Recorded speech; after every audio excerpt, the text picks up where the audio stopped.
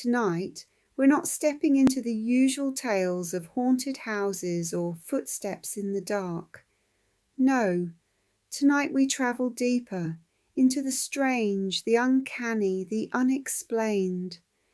These are stories that don't fit neatly into ghost or dream stories that leave us with questions that don't go away. What do you do when you stay in a room that vanishes overnight? Or when a train thunders past on tracks that don't exist? When your reflection moves without you?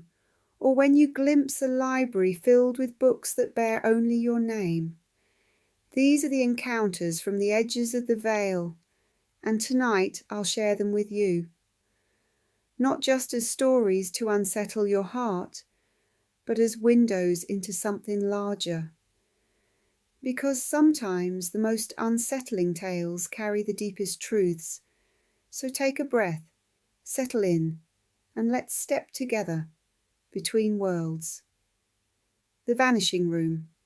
A young traveller, weary after a long journey, stumbles into a grand old hotel in France. The staff is welcoming, the air thick with age and memory. They guide her to a room upstairs, high ceilings, golden wallpaper, a vase of fresh violets on the desk. She sleeps soundly, but in the morning when she asks to pay, the staff looks confused.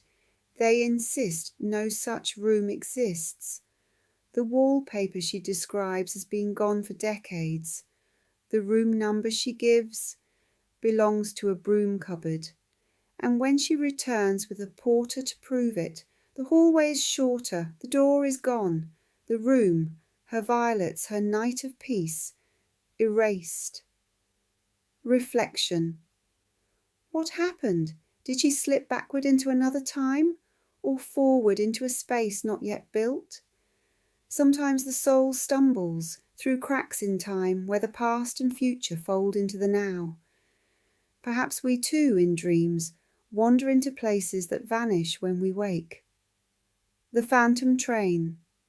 In the quiet of night, a man in Sweden stands by empty tracks. Far away he hears it first, the hum of wheels, the deep trembling whistle. Then out of the fog it arrives, a glowing train lit from within. Through the windows rows of passengers sit, silent, still, pale.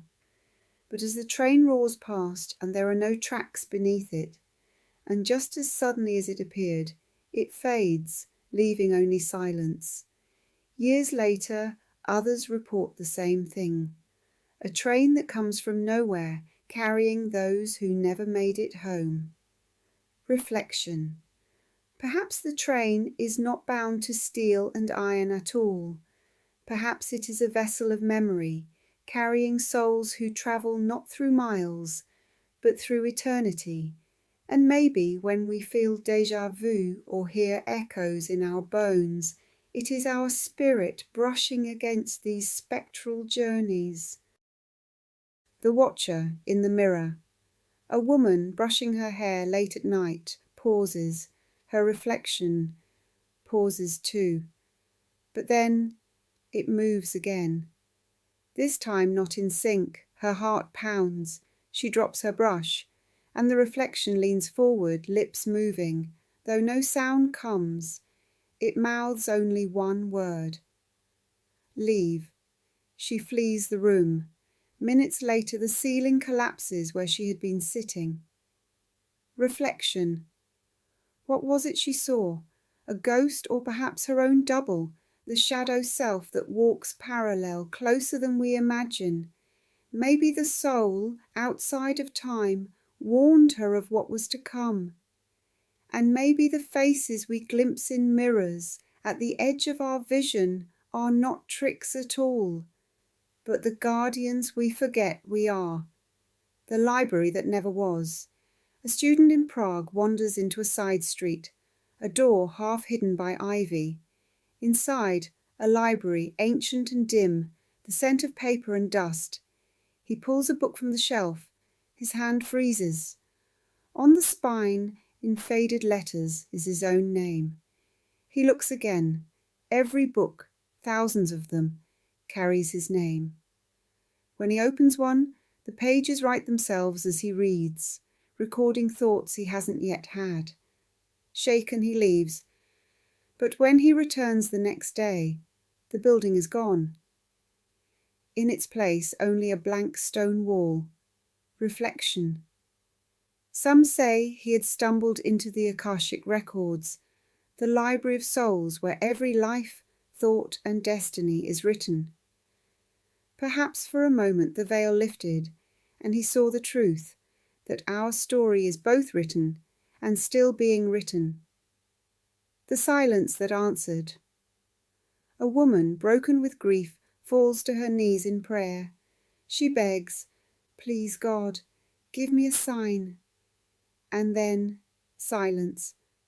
Not ordinary silence, but a silence so vast it pressed against her chest, filled the room, stilled her thoughts. She swore she felt an unseen gaze upon her, not cruel, not kind, simply there.